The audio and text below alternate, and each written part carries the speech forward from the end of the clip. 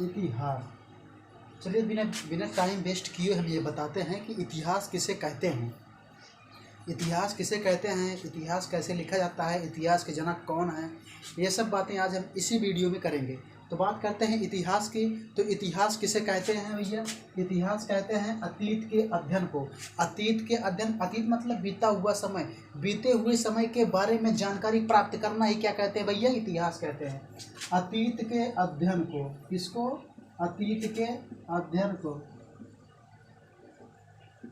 अतीत के अध्ययन को, अतीत के अध्ययन को इतिहास कहा जाता है। क्या कहता है? अतीत के अध्ययन को इतिहास कहा जाता है। इतना बात क्लियर है? अतीत के अध्ययन को क्या कहा जाता है भैया? अतीत के अध्ययन को इतिहास कहा जाता है। बीते हुए समय के बारे में पढ़ना ही क्या कहलाता है? इतिहास कहलाता है। इतिहास के जनक कौन है, बात ये करते हैं। तो इतिहास के जनक हैं हेरोडेटस। इतिहास के जनक कौन है भैया? इतिहास के जनक, इतिहास के जनक कौन है? तो इतिहास के जनक हैं हेरोडोटस। कोई डोटस कहता है, कोई डेटस कहता है। तो हेरोडोटस इतिहास के जनक कौन है भैया? इतिहास के जनक हैं हेरोडेटस। फिर से बात करते हैं, अतीत के अध्ययन को क्या कहा जाता है? इतिहास कहा जाता है। तो अतीत के जनक कौन है भैया? इतिहास के जनक कौन है? सॉरी, इतिहास के जनक कौन है? हेरोडेटस। अतीत मतलब बीता हुआ समय, बीते हुए समय के बारे में जानकारी देना। बीते हुए समय के बारे में जानकारी कौन देता है? इतिहास देती है। इतिहास जनक कौन है? हेरोडेटस। अब बात करते हैं इतिहास कैसे लिखा जाता है। तो इतिहास भैया जब लिखा जाता है 3 साहित्यिक स्रोतों के आधार पर लिखा जाता है। कितने? 3। इतिहास 3 साहित्यिक स्रोतों के आधार पर लिखा जाता है। कौन कौन से स्रोत हैं इसके बारे में हम जानकारी लेते हैं। नंबर 1 साहित्यिक स्रोत। कौन स्रोत? साहित्यिक स्रोत भैया। नंबर 1 का हुआ साहित्य है, क्या लिख जा रहा है ये? साहित्यिक स्रोत। नंबर 1 का है भैया साहित्यिक स्रोत। का है? साहित्यिक स्रोत। और नंबर 2 का है? नंबर 2 है पुरातत्व विभाग। पुरातत्व विभाग, हाँ भैया, पुरातत्व विभाग। नंबर 2 क्या है? पुरातत्व विभाग। नंबर 3 की बात करते हैं, विदेशियों का भारत में विवरण।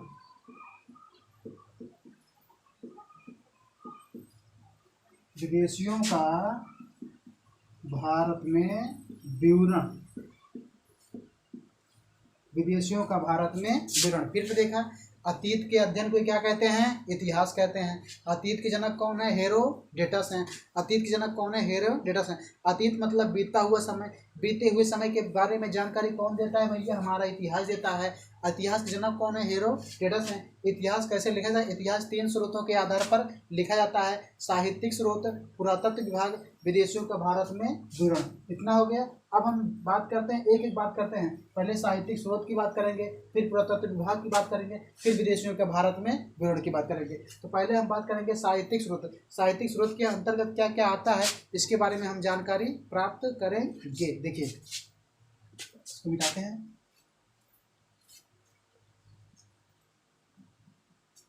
भैया अगर ना लिखे होगा तो वीडियो को पॉज करके लिख लीजिएगा, स्टॉप करके। बात करते हैं साहित्यिक स्रोत। साहित्यिक स्रोत, ध्यान दीजिएगा, साहित्यिक स्रोत की। साहित्यिक स्रोत के अंतर्गत कौन कौन आता है, ये बहुत इत्मीनान से पढ़ते हैं। क्या? साहित्यिक स्रोत के अंतर्गत आपका आता है वेद। क्या आता है भैया? वेद। और क्या आता है भैया? वेद, वेदांग, वेद, वेदांग। और क्या आता है? रामायण। क्या आता है भैया? वेद, वेदांग, रामायण। और क्या आता है भैया? वेद हो गया, वेदांग हो गया, रामायण हो गया, और आपका है महाभारत। महाभारत। और क्या आता है भैया? महाभारत। और क्या होता है? उपनिषद। उपनिषद। और क्या आता है? पुराण। उपनिषद। और क्या आता है? पुराण। अब देखिए, साहित्यिक स्रोत के आधार पर कौन कौन चीजें आती हैं भैया? वेद आता है, वेदांग आता है, रामायण आता है, महाभारत आता है, उपनिषद आता है, और क्या होता है भैया, पुराण आता है। अब हम इन सब चीज़ों, कितने हैं, 1 2 3 4 5 6 चीज़ें हैं। अब हम 6 चीज़ों के बारे में बहुत गहराई से बात करेंगे कि कौन क्या क्या किन किन चीज़ों में क्या क्या आता है।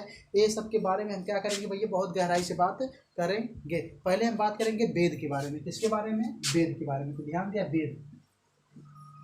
अब बताओ वेद कौन चीज़ है, वेद क्या है, वेद कैसे लिखा गया, वेद को किसने लिखा, वेदों का संकलन किसने किया, संकलन जो किया उसका नाम क्या पड़ा, वेद का शाब्दिक अर्थ क्या होता है, इसके बारे में हम जानकारी लेते हैं। पहले समझिएगा वेद होता क्या है। बेसिकली वेद भैया जो होता है, वेद का शाब्दिक अर्थ होता है ज्ञान।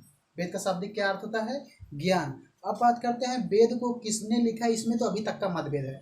पता ही नहीं चल पाया कि जरा वेद को लिखा कौन था, लेकिन वेद का संकलन, वेद के इकट्ठा की किस है, कृष्णदेव पायन। वेदों का संकलन भैया कृष्णदेव पायन ने किया, इसीलिए कृष्णदेव पायन का एक नया नाम है वेद व्यास। ये वेद व्यास वही परिणाम हुआ जब उन्होंने संकलन किया। क्या किया, संकलन किया। संकलन मतलब इकट्ठा किया, वेदों को इकट्ठा करके एक किताब बनाई। तो वेदों के संकलन करने के कारण ही कृष्णदेव पायन को क्या कहा गया, वेद व्यास आ गया। नोट करिएगा, वेद, वेद का शाब्दिक अर्थ, साथ में लिखते चलिएगा भैया, समझते चलिएगा। वेद का शाब्दिक अर्थ क्या होता है, ज्ञान। वेद का शाब्दिक अर्थ क्या होता है, ज्ञान। वेद का शाब्दिक अर्थ क्या होता है, ज्ञान। वेद को किसने लिखा, इसमें मतभेद है। मतभेद मतलब भ्रम है। क्या भैया, इसमें मतभेद है, पता ही नहीं चल पाया कि वेदों को लिखा किसने है, मतभ्रम है। लेकिन वेद का संकलन किसने किया, वेद का संकलन, और संकलन किसने किया भैया, कृष्णदेव पायन ने। कृष्णदेव वेद का, अब देखा वेद का शाब्दिक अर्थ क्या होते हैं, ज्ञान। वेद का के लिखिस एमन मतभेद बा, लेकिन संकलन के करया है, कृष्णदेव पायन करया, के करया, कृष्णदेव पायन। अब देखा कृष्णदेव पायन वेद के संकलन के ने, इसीलिए वेद का संकलन करने के कारण ही कृष्णदेव पायन को क्या कहा गया भैया, वेद व्यास कहा गया। क्या कहा, वेद व्यास। वेदों का संकलन करने के कारण ही कृष्णदेव पायन को क्या कहा गया, वेद व्यास कहा गया। कहा जाता है, कहा जाता है कि वेद को, किसको, वेद को 72 से 73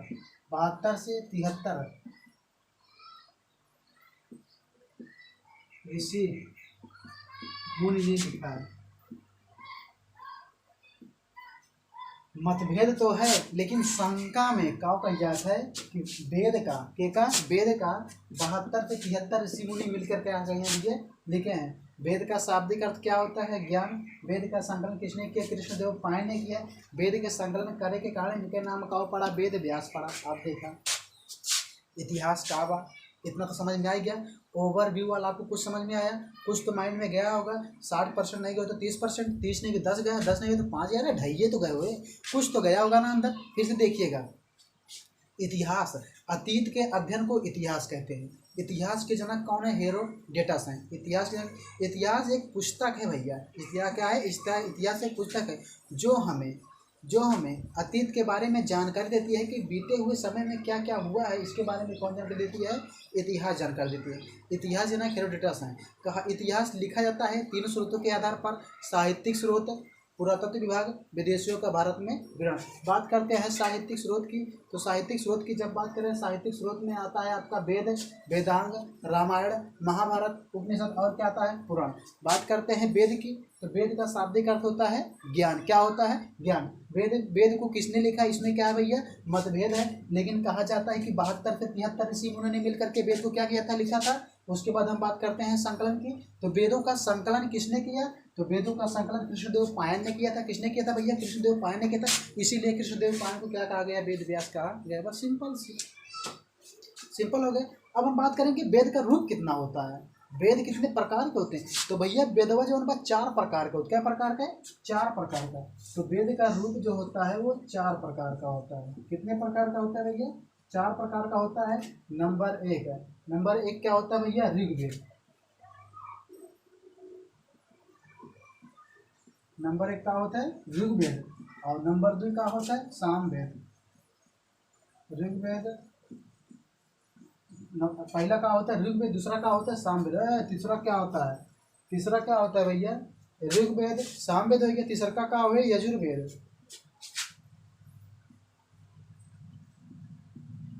ऋग्वेद, सामवेद, यजुर्वेद। उसके बाद चौथा क्या होता है भैया? अथर्ववेद। एक एक वेद को हम बहुत प्यार से पढ़ेंगे। अथर्ववेद,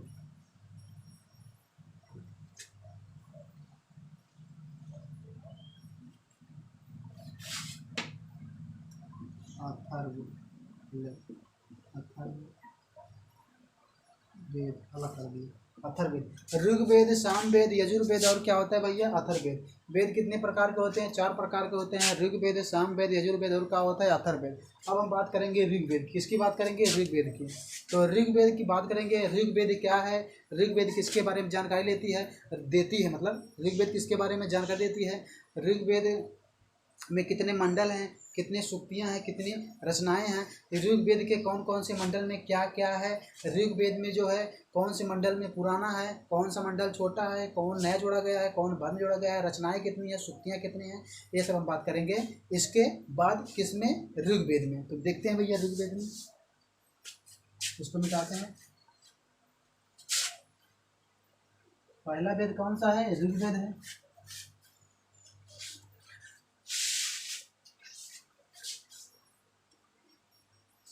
चलिए बात करते हैं ऋग्वेद की।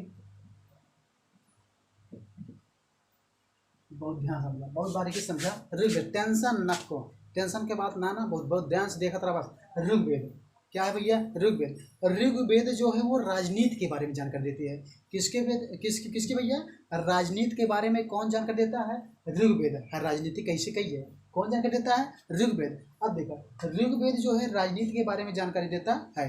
अब बात करते हैं ऋग्वेद में भैया कितने मंडल हैं? ऋग्वेद में कितने मंडल हैं? ऋग्वेद में जो है कौन से कम मंडल जोड़ा गया है? ऋग्वेद का तुलना किससे की गई है ना, ये सब बात जानकारी है। तो ऋग्वेद का भैया, ऋग्वेद किसके बारे में जानकारी देती है? तो ऋग्वेद जो है वो राजनीति के बारे में जानकारी देती है। किसके? राजनीति के। ऋग्वेद किसके बारे में जानकारी देती है भैया? ऋग्वेद जो है राजनीति के बारे में जानकारी देती है। बात करते हैं ऋग्वेद कब लिखा गया है। ऋग्वेद से जो भैया राजनीति के बारे में जानकारी देती है भैया। ऋग्वेद जो है वो 1500 से 1000, 1500 से 1000 ईसा पूर्व में क्या हुआ था भैया? लिखा गया था।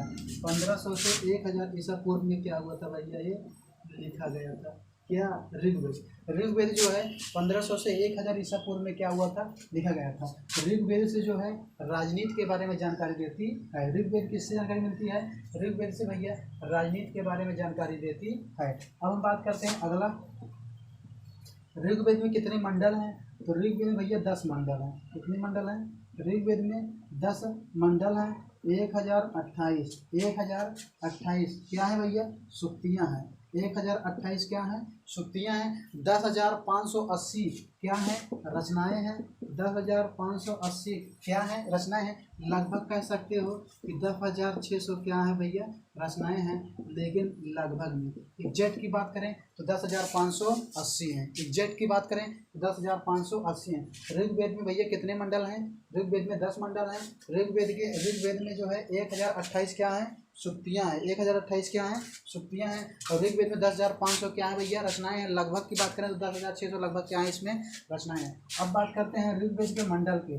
ऋग्वेद का पहला और 10वां मंडल जो है, ऋग्वेद का पहला और 10वां मंडल क्या हुआ भैया? नया जोड़ा गया। ऋग्वेद का पहला और 10वां मंडल क्या हुआ था भैया? नया जोड़ा गया था। कौन सा मंडल? ऋग्वेद का पहला और 10वां मंडल क्या हुआ था भैया? नया जोड़ा गया था। बात करते हैं ऋग्वेद के 7वें मंडल की। तो ऋग्वेद के 7वां मंडल क्या है? सबसे पुराना मंडल है। ऋग्वेद का 7वां मंडल क्या है? सबसे पुराना मंडल है। लेकिन 7वां मंडल जो भैया, 7वां मंडल जो है भैया वो सबसे बड़ा मंडल है। 7वां मंडल क्या है? वो सबसे बड़ा मंडल। और एक बात जानना, ऋग्वेद जो है सबसे पुराना वेद भी है। ऋग्वेद कौन सा वेद है? ऋग्वेद जो है वो सबसे पुराना वेद भी है। कौन सा वेद है भैया? ऋग्वेद। ऋग्वेद सबसे पुराना वेद है। और मंडल की अगर बात करें तो दूसरा और 7वां मंडल सबसे पुराना मंडल है। 7वां मंडल जो है सबसे बड़ा मंडल भी है। बात करते हैं ऋग्वेद के तीसरे मंडल की। ऋग्वेद के तीसरे मंडल में गायत्री मंत्र का जिक्र किया गया है। ऋग्वेद के तीसरे मंडल में, ऋग्वेद के कौन से मंडल भैया? ऋग्वेद के तीसरे मंडल में, किसने मंडल में? ऋग्वेद के तीसरे मंडल में गायत्री मंत्र का जिक्र किया गया, जो हमने आपको बताया। ऋग्वेद के तीसरे मंडल में किसका मंडल किया? ऋग्वेद के तीसरे मंडल में किसका भैया? गायत्री मंत्र का, गायत्री मंत्र का तीसरे मंडल में गायत्री मंत्र का जिक्र किया गया, गायत्री मंत्र का जिक्र किया गया है। किसके मंडल में? तीसरे मंडल में। ऋग्वेद के तीसरे मंडल में गायत्री मंत्र का जिक्र किया गया है। बात करते हैं 3 तरीक का नौवें मंडल भैया। नौवें मंडल में भैया सूर्य देवता को, सोम देवता का, नौवें मंडल में भैया सोम देवता का जिक्र किया गया है। सोम देवता का जिक्र किया गया।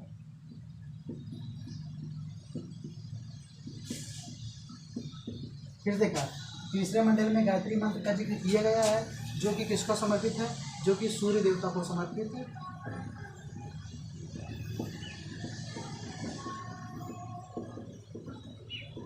जो कि सूर्य देवता को, ऋग्वेद के तीसरे मंडल में गायत्री मंत्र का जिक्र किया गया है, जो कि सूर्य देवता को समर्पित है।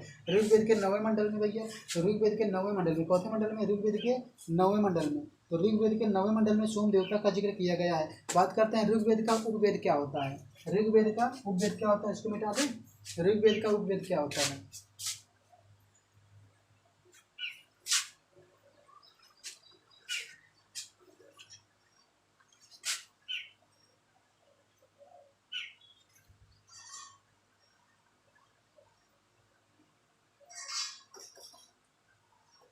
बात करते हैं ऋग्वेद का।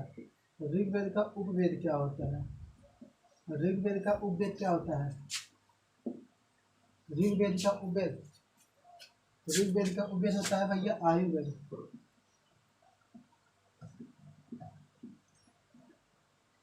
ऋग्वेद का उपवेद क्या होता है भैया? आयुर्वेद। ऋग्वेद का उपवेद क्या होता है? आयुर्वेद। ऋग्वेद की तुलना किससे की गई भैया? तो ऋग्वेद की तुलना ईरानी ग्रंथ है। कौन सी ग्रंथ है? ईरानी ग्रंथ है। ईरानी ग्रंथ और पारसी ग्रंथ है। ईरानी ग्रंथ और पारसी ग्रंथ के ईरानी ग्रंथ और पारसी ग्रंथ के जैद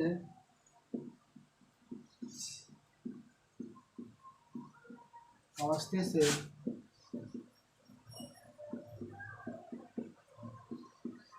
किया गया है। देखिए, बात करते हैं इतिहास जो है, इतिहास के जनक कौन है? हेरोडोटस।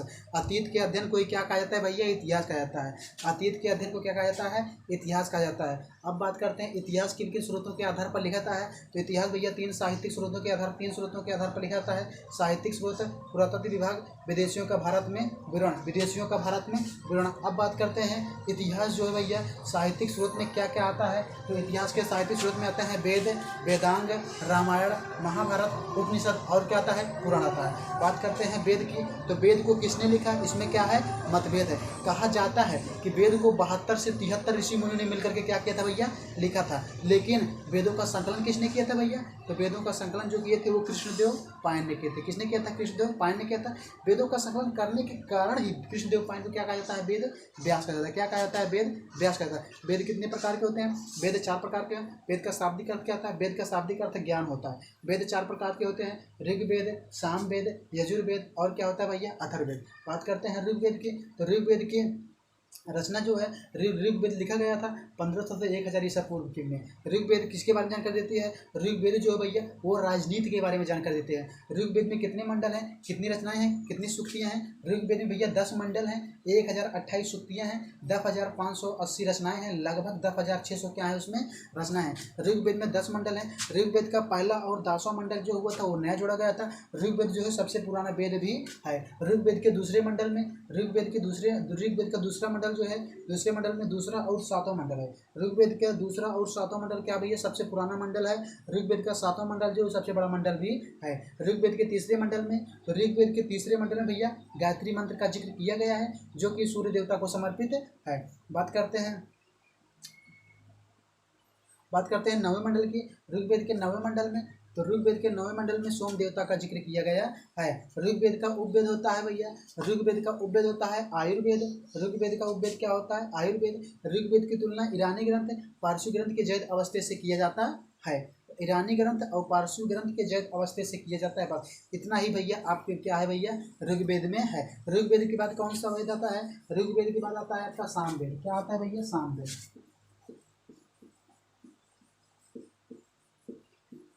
अब देखा सामवेद क्या है, पहले हम सामवेद के जान लेते हैं। सामवेद, अब देखिएगा, ध्यान सुनिएगा। सामवेद जो होता है भैया, वो जो है संगीत के जनक, संगीत के जनक किस वेद को कहा जाता है भैया? सामवेद को। देवताओं की संस्तुति में गाए गए श्लोक के क्या कहते हैं? सामवेद कहते हैं। सामवेद बहुत बड़ा नहीं है। सामवेद में 1875 रचनाएं हैं। कितनी रचनाएं हैं? 1875 रचनाएं हैं। सामवेद का उपवेद होता है गंधर्व वेद। सामवेद के ज्ञानी को उद्गाता कहते हैं। गंधर्व वेद के ज्ञानी को क्या कहते हैं भैया? गंधर्व वेद के ज्ञानी को क्या कहते हैं? नारद कहते हैं। ध्यान दीजिएगा, सामवेद। सामवेद किसका कहता है भाई? संगीत के जनक है। संगीत के जनक किसे कहा जाता है? सामवेद को कहा जाता है। हाँ, इसके बाद बात करते हैं देवताओं की। देवताओं की संतुति में, देवताओं की संतुति में गाए गए श्लोक, देवताओं की संतुति में गाए गए श्लोक को, देवताओं की संतुति में गाए गए श्लोक को क्या कहते हैं भैया? देवताओं की संतुति में गाए गए श्लोक को क्या कहते हैं? सामवेद कहते हैं। देवताओं की संतुति में गाए गए श्लोक को क्या कहते हैं? सामवेद कहते हैं। अब बात करें रचना की, तो सामवेद में 1875 क्या है भैया? रचनाएं हैं। सामवेद में 1875 रचनाएं, मंडल नहीं है। अब बात करते हैं सामवेद का। तो सामवेद का उपवेद क्या होता है? सामवेद का उपवेद क्या होता है? तो सामवेद का उपवेद होता है गंधर्व वेद। क्या होता है भैया? सामवेद का उपवेद होता है गंधर्व वेद। सामवेद का उपवेद, सॉरी, पहले गंधर्व वेद के ज्ञानी को क्या कहते हैं? गंधर्व वेद के ज्ञानी को, गंधर्व वेद के ज्ञानी को क्या कहते हैं भैया? गंधर्व वेद के ज्ञानी को नारद कहते हैं। उपवेद को ज्ञानी को क्या कहते हैं? उपवेद के ज्ञानी को उद्गाता कहते हैं। क्या कहते हैं? उद्गाता कहते हैं। फिर से ध्यान दें, बस इतना ही सामवेद में। बात करते हैं इतिहास की। तो अतीत के अध्ययन को क्या कहते हैं? इतिहास कहते हैं। किसके? अतीत के अध्ययन को क्या कहते हैं? इतिहास कहते हैं। लिख लीजिएगा आप इसको, स्टार करके लिख लीजिएगा। अतीत के अध्ययन को क्या कहते हैं भैया? अतीत के अध्ययन को इतिहास कहते हैं। इतिहास जनक कौन है? हेरोडेटस है।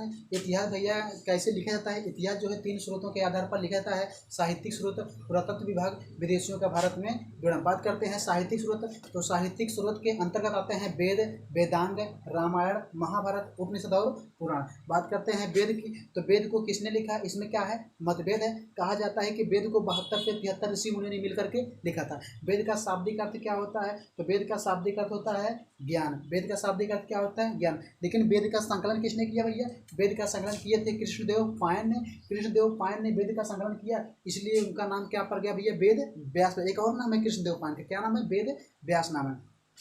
अब बात करते हैं वेद जो है 4 प्रकार के होते हैं।